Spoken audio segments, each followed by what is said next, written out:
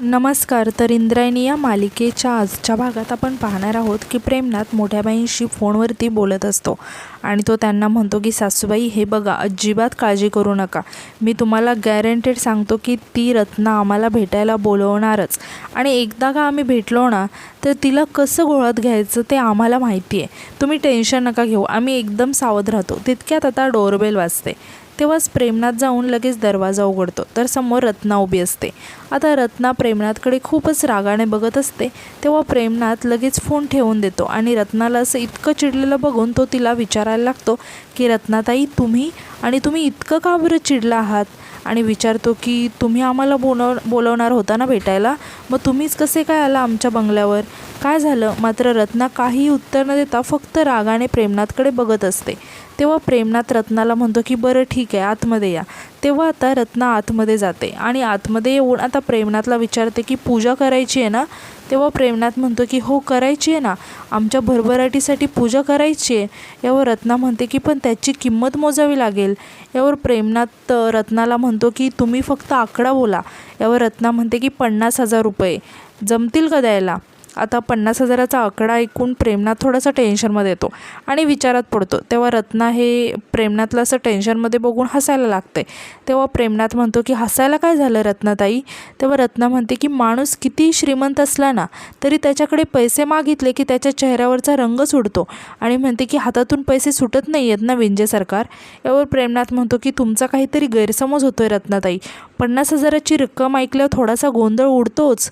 तेव्हा रत्ना म्हणते की पण रत्नाकडून जर पूजा करायची असेल ना तर किंमत मोजावीच लागेल त्याची. यावर प्रेमनाथ म्हणतो की पण कामाच्या आधीच किंमत? तेव्हा रत्ना म्हणते की माझा मागचा अनुभव आहे, काम झालं ना की लोक पैसे द्यायला विसरतात. तेव्हा प्रेमनाथ विचारतो की आधी कोणी केले का असं? तेव्हा रत्ना रागात म्हणते की त्याशिवाय बोलते का मी?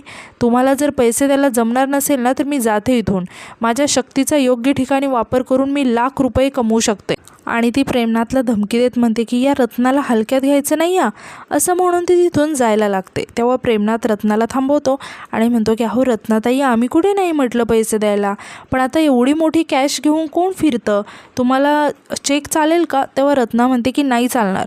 तेव्हा प्रेमनाथ म्हणतो की बरं एक काम करा, उद्या या, उद्या मी कॅश देतो. तेव्हा हे ऐकून रत्ना आता खूप खुश होते. तर आता यानंतर आपण पाहतो की प्रेमनाथने मोठ्या बाई आणि इंदूला सगळा प्रकार सांगितलेला असतो. आता हे ऐकून या दोघीही खूपच टेन्शनमध्ये आलेले असतात.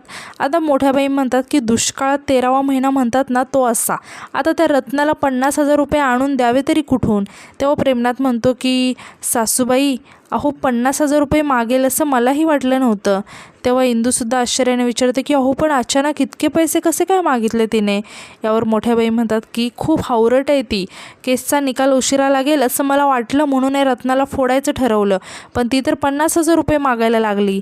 आता माणसाने मार्ग कसा काढायचा असं म्हणून आता हे तिघेही खूप टेन्शनमध्ये येतात. आता प्रेमनाथ हळूच मोठ्या बाईंना अडखळत म्हणायला लागतो की सासूबाई, कशाला टेन्शन घेताय? आम्ही आहोत ना, आम्ही करतो काहीतरी पैशांचा बंदोबस्त. तेव्हा मोठ्या बाई रागाने प्रेमनाथकडे बघायला लागतात आणि म्हणतात की उगाच मोठ्या मोठ्या बाता नका मारू. तुमची सल्तनत कधीच निस्तानुभूत झाली आहे, तेही तुमच्या लग्नाच्या आधी, म्हणूनच तर तुम्ही घर जावई झालात ना इथे. तेव्हा प्रेमनाथ टेन्शनमध्ये येत म्हणतो की अहो सासूबाई, विश्वास ठेवा ना आमच्यावर. तेव्हा मोठ्या बाई म्हणतात की तुम्हाला ना मान ना पद, पण एवढा पैसा तुम्हाला देणार कोण आहे आणि आणणार कुठून तुम्ही? आणि आपलं मंगल कार्यालयसुद्धा त्या नालायक बाईच्या ताब्यात आहे. तेव्हा प्रेमनाथ आता अडखळत व घाबरत मोठ्या बाईंना सांगायला लागतो की त्याचं काय आहे सासूबाई? मंगल कार्यालयाचे पैसे यायचे ना तर त्याच्यातले थोडे थोडे पैसे आम्ही आमच्याकडे काढून ठेवायचो. आता हे ऐकून इंदू आणि मोठ्या बाई खूप शॉक होतात. आता मोठ्या बाई प्रेमनाथवरती खूप चिडतात आणि त्या प्रेमनाथला म्हणतात की तुम्ही मला फसवलं. तेव्हा प्रेमनाथ मोठ्या बाईंना म्हणायला लागतो की सासूबाई, जे झालं त्याच्याबद्दल माफ करावं. तेव्हा मोठ्या बाई म्हणतात की अहो जावई बापू, तुम्ही इतकं सगळं प्रामाणिकपणे कबूल करताय म्हणून तुमचं कौतुक करू की माझ्यासोबत बेईमानी केली म्हणून तुमच्यावर रागवू? तेव्हा प्रेमनाथ म्हणतो की अहो कौतुकच करा आमचं. बघा ना, आता अडीअडचणीत कामाला येतील म्हणूनच पैसे ठेवले होते ना आम्ही. मात्र मोठ्या बाई प्रेमनाथवर खूप चिडलेले असतात. तेव्हा इंदू मोठ्या बाईंना समजावत म्हणते की मोठ्या बाई, जे झालं ते झालं, समोर जे आहे त्याला सामोरं जाऊया. तेव्हा प्रेमनाथसुद्धा मोठ्या बाईंना विनवणी करत म्हणतो की सासूबाई, अहो राग सोडा सोडा ना, आणि हा रत्नाचा जो मॅटर आहे ना तो आमच्यावरती सोडा, टेन्शन घेऊ नका. आणि म्हणतो की यावेळेस विंजे सरकार ना कुठलाही गोंधळ घालणार नाहीत. आणि हात जोडत म्हणतो की विश्वास ठेवा हो सासूबाई. तेव्हा आता मोठ्या बाईंचा राग थोडासा शांत होतो आणि त्या प्रेमनाथला म्हणतात की ठीक आहे. तर दुसरीकडे श्रीकलाने ॲडव्होकेट ब्रह्मराक्षसला फोन केलेला असतो आणि ती त्यांना म्हणते की आज आपलं हिअरिंग आहे कोर्टात. यावर ॲडव्होकेट ब्रह्मराक्षस म्हणतात की असू दे की मग, मी नाही घाबरत आणि तुम्ही अजिबात घाबरू नका. तेव्हा श्रीकला म्हणते की नाही, मी नाही घाबरत, हे सगळं जरा खूप लवकर होतं असं नाही वाटत आहे का पण तुम्हाला? तेव्हा ते ॲडव्होकेट ब्रह्मराक्षस म्हणतात की अहो समोरची पार्टी कितीही जोरात धावू दे, पोहोचणार नाहीत कधीच ते. तेव्हा श्रीकला खूप चिडते आणि म्हणते की हा तुमचा ओव्हर कॉन्फिडन्स आहे. तेव्हा ॲडव्होकेट ब्रह्मराक्षस हसायला लागतात आणि म्हणतात की हा ओव्हर कॉन्फिडन्स नाही बरं का. तुम्हाला समजवण्यासाठी मी दुसरं उदाहरण देतो. सशाचं आणि कासवाचं, त्यांच्या शर्यतीत कोण जिंकतं? शर्यतीत कासव जिंकतं. त्यामुळे तुम्ही टेन्शन नका घेऊ, आपण हळूहळू तारका घेत राहू आणि त्यांचा वकील कोण आहे हे माहिती आहे मला, असा घोळात घेतो ना त्याला. यावर श्रीकला म्हणते की काहीही करून आज आपल्याला पुढची तारीख मिळाली पाहिजे. तेव्हा ॲडव्होकेट ब्रह्मराक्षस म्हणतात की मिळणार आहे, आणि असं जर नाही झालं तर माझं नाव ब्रह्मराक्षस नाही, असं म्हणून ते ॲडव्होकेट फोन ठेवून देतात. तर दुसरीकडे आपण पाहतो की व्यंकू महाराज खूप उदास बसलेले असतात आणि त्यांच्याकडे बघून शकुंतला आणि नारायणी खूप टेन्शनमध्ये आलेले असतात. आता शकुंतला व्यंकू महाराजांना समजावत म्हणते की हो असं का करताय तुम्ही, आणि तुम्ही कधीही असं वागत नाही, असे निर्णय नका घेऊ, माझं ऐका. तेव्हा व्यंकू महाराज म्हणतात की आले देवाजीच्या मना. तेव्हा आता शकुंतला त्यांना थांबवत म्हणते की हे तुमच्या मनात आले, देवाच्या नाही. तेव्हा व्यंकू महाराज शकुंतलाला म्हणतात की कसं आहे शकू, काही वेळेला परिस्थितीच अशी निर्माण होते की माणसाला काही अनपेक्षित निर्णय घ्यावे लागतात. माझ्या हातून इंदूवर अविश्वास दाखवण्याची चूक घडली आहे आणि त्याचं प्रायश्चित्त मला घ्यावंच लागणार आहे. तेव्हा शकुंतला व्यंकू महाराजांवरती चिडत म्हणते की हे असलं कसलं प्रायश्चित्त, अनवाणी पायाने पंढरपूरला जायचं. तेव्हा व्यंकू महाराज म्हणतात की ते काही असो, पण मला प्रायश्चित्त तर घ्यावंच लागेल. तेव्हा शकुंतला म्हणते की सोपं नाही आहे ते. तेव्हा व्यंकू महाराज म्हणतात की कुठलीही गोष्ट सोपी नसते शकू. आता नारायणीसुद्धा व्यंकू महाराजांना समजावत म्हणायला लागते की काका, अशा परिस्थितीत एकट्याने पंढरपूरला जाणं सुरक्षित आहे का? यावर व्यंकू महाराज काही उत्तर देत नाहीत आणि ते तिथून जायला लागतात. आणि आता शकुंतला आणि नारायणीला म्हणतात की काळजी करू नका, काही होणार नाही मला, विठुराया आहे ना, आणि समजा काय झालं तर ती विठुरायाची मर्जी समजायची. तेव्हा नारायणी म्हणते की काका, का स्वतःला इतका त्रास करून घेताय? यावर व्यंकू महाराज म्हणतात की त्रास नाही आहे, हा प्रायश्चित्त आहे. इंदूवर अविश्वास दाखवण्याची चूक माझ्या हातून घडली आहे, त्याच गोष्टीचं प्रायश्चित्त आहे. आज त्या माझ्या एका चुकीमुळे आपलं सगळं कुटुंब ही अवस्था भोगतंय.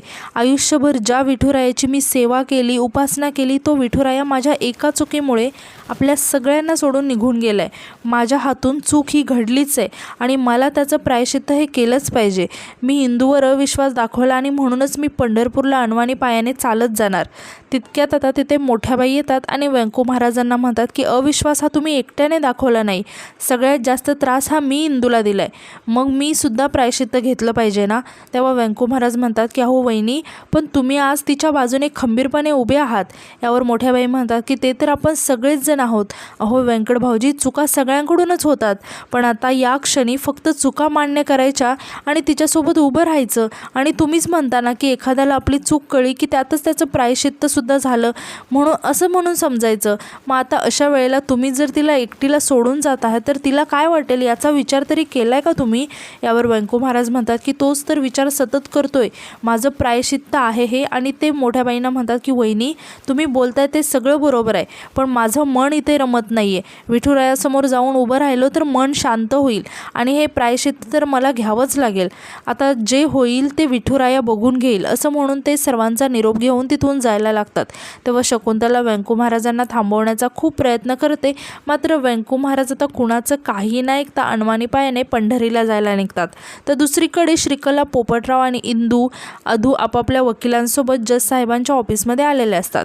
आता जज साहेब लक्षपूर्वक सर्व डॉक्युमेंट्स चेक करत असतात. तेव्हाच आता ॲडव्होकेट निंबाळकर म्हणजेच इंदू आणि अदूचे वकील जज साहेबांना म्हणतात की जज साहेब, सगळी डॉक्युमेंट्स खरी आहेत. तेव्हाच आता ॲडव्होकेट ब्रह्मराक्षस म्हणजेच श्रीकला पोपटरावचे वकील जज साहेबांना म्हणतात की जज साहेब, म्हणजे यांनी प्रोड्यूस केलेली डॉक्युमेंट्स ही खरी आणि आम्ही सादर केलेलं गहाणखत हे खोटं, म्हणजे हा तर्क मला काही कळत नाही. यावर ॲडव्होकेट निंबाळकर म्हणतात की आमची डॉक्युमेंट्स खरी आहेत कारण ती रजिस्टर आहेत. तेव्हा ॲडव्होकेट ब्रह्मराक्षस म्हणतात की ते सिद्ध झालं पाहिजे आणि तसंही पेपर्स बनावटीसुद्धा असू शकतात की. आणि आधीसुद्धा अशी कितीतरी केसेस आलेत आमच्याकडे. तेव्हा ॲडव्होकेट निंबाळकर ब्रह्मराक्षस यांना म्हणतात की तुमच्याही कागदपत्रांबद्दल आम्ही असं म्हणू शकतो. तेव्हा ॲडव्होकेट ब्रह्मराक्षस रागाने निंबाळकर वकिलांना म्हणतात की तोंडाची वाफ उगाच दौडू नका निंबाळकर, सिद्धतेच्या कसोट्या लावा आणि मग ठरवा. तेव्हाच निंबाळकर वकील जज साहेबांना म्हणतात की सर, माझ्याकडे पडताळणीचा रिपोर्ट आहे, तो मी सादर करू शकतो का? तेव्हा आता जज साहेब लगेच होकार देतात. तेव्हा ॲडव्होकेट निंबाळकर हे पडताळणीचे सगळे रिपोर्ट जज साहेबांकडे देतात. तेव्हा जज साहेब आता ते चेक करायला लागतात. तेव्हा हे बघून श्रीकला खूप टेन्शनमध्ये येते आणि ॲडव्होकेट ब्रह्मराक्षसांना खुणावून विचारायला लागते की आता काय करायचं. आता ॲडव्होकेट ब्रह्मराक्षस जज साहेबांना थांबवत म्हणतात की जज साहेब, तुम्ही सांगायच्या आधी हे लोक डॉक्युमेंट्स कशी काय चेक करू शकतात. व यावर जज साहेब म्हणतात की चेक करू शकतात. असं म्हणून ते पडताळणीचे सगळे रिपोर्ट चेक करायला लागतात.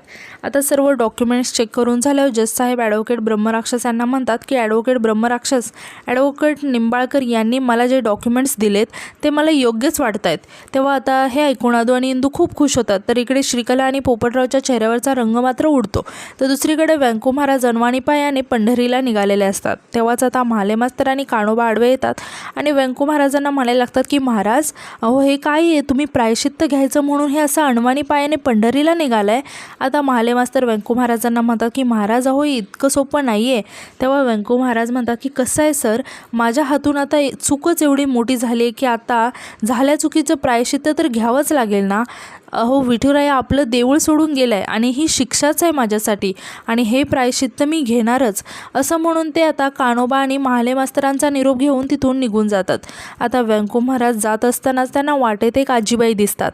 आता त्या आजीबाईंचे पाय खूपच दुखत असतात आणि त्या आजीबाई पांडुरंगाचा, विठ्ठलाचा धावा करत असतात. तेव्हाच व्यंकू महाराज त्या आजीबाईंजवळ जातात आणि विचारतात की आई, काय होते का तुम्हाला. तेव्हा त्या आजी सांगतात की चालून चालून गुडघे दुखत आहेत रे बाबा, तहान पण लागले, थोडं पाणी देतोस का. तेव्हा व्यंकू महाराज म्हणतात की हो देता आणून, पण मला सांगा की एवढ्या उन्हातानाचं कशाला चालत निघालाय तुम्ही. तेव्हा त्या आजी म्हणतात की खरं सांगू का, या प्रवासाचा, या कष्टाचा खूप कंटाळा आलाय, पण आहे त्या परिस्थितीला सामोरं तर जावंच लागेल ना. आणि त्या पुन्हा विठ्ठलाचा, पांडुरंगाचा धावा करायला लागतात. तर इकडे जज साहेब त्यांचा निर्णय सर्वांना सांगायला लागतात. तितक्यात आता ॲडव्होकेट ब्रह्मराक्षसमध्ये छाती दुखण्याचं नाटक करायला लागतात. तेव्हा हे बघून जज साहेब त्यांचा निर्णय न सांगता ॲडव्होकेट ब्रह्मराक्षस यांच्याकडे बघायला लागतात आणि त्यांना विचारायला लागतात की काय झालं.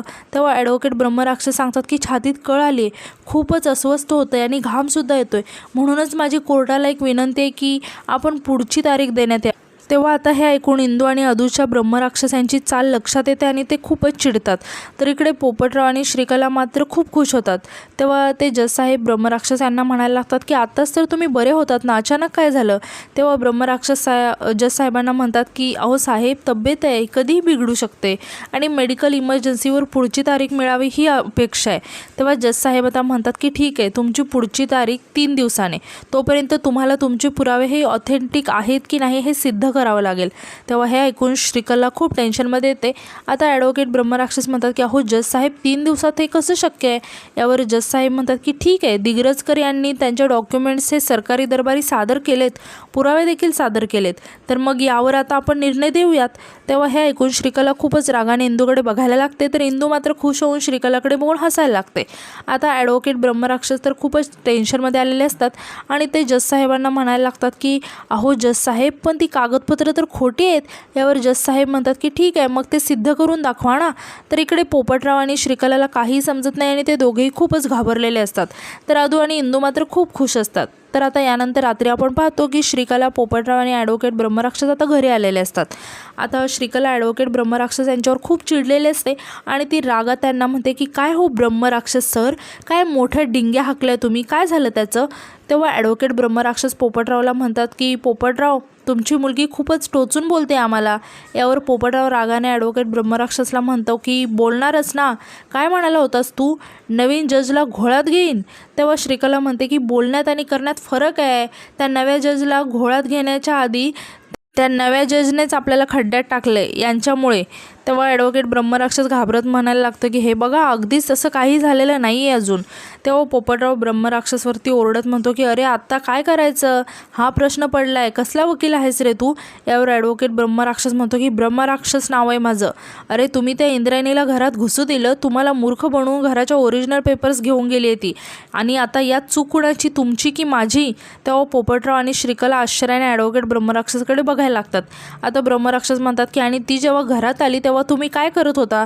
तेव्हा हे ऐकून श्रीकला खूप चिडते आणि म्हणते की ओ, आमच्यावर आरोप टाकून तुम्ही तुमची हार लपवू नका आणि तुम्ही काही करू शकणार नाही, आता काहीच होणार नाही तुमच्याकडून.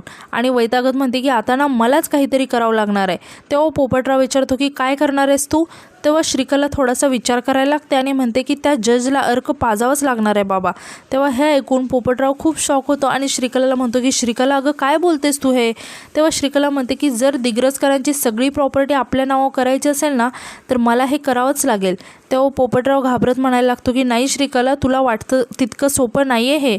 तेव्हा श्रीकला रागाने म्हणते की तुमच्या आशीर्वादाने कधी कुठली गोष्ट मला आज सोपी मिळाली आयुष्यात. आणि ती थोडासा विचार करत म्हणते की पण एक मिनिट, रत्ना कुठे, सकाळपासून दिसलीच नाही ती मला. असं म्हणून श्रीकला खूप टेन्शनमध्ये येते. आणि आजचा एपिसोड इथे संपतो. तर उद्याच्या एपिसोडमध्ये आपण असं पाहणार आहोत की रत्ना प्रेमनाथला अर्क आणून देते, तर प्रेमनाथ त्या अर्काच्या बदल्यात रत्नाला काही पैसे देतो. तेव्हा रत्ना आता प्रेमनाथला विचारते की काय मग, कुणाला आपल्या तालावर नाचवायचं आहे. तेव्हा प्रेमनाथ हसत म्हणतो की तुम्हाला. तेव्हा हे ऐकून रत्ना खूप शॉक होते आणि म्हणते की काय. तितक्यात आता इंदू आणि मोठ्याबाई पाठीमागून येऊन रत्नाला दोरीने पकडतात, म्हणजे बांधतात आणि एका झाडाला बांधून ठेवतात. आणि तिच्याकडे बघून आता त्या हसायला लागतात. आता इंदू रत्नाला विचारते की सांग आता, आमच्या गोपाळला कुणी मारलं. आता रत्नाने तिचं सगळं भान हरपलेलं असतं, कारण या लोकांनी मिळून तिला अर्क पाजलेला असतो. त्यामुळे रत्ना आता पूर्णपणे यांच्या ताब्यात असते आणि ती एकटक शून्यामध्ये बघत असते. आणि आजचा एपिसोड इथे संपतो. तर आजचा एपिसोड तुम्हाला कसा वाटला हे कमेंटमध्ये नक्की सांगा. आणि उद्याच्या नवीन एपिसोडसाठी आपल्या चॅनलला सबस्क्राईब करायला विसरू नका. धन्यवाद.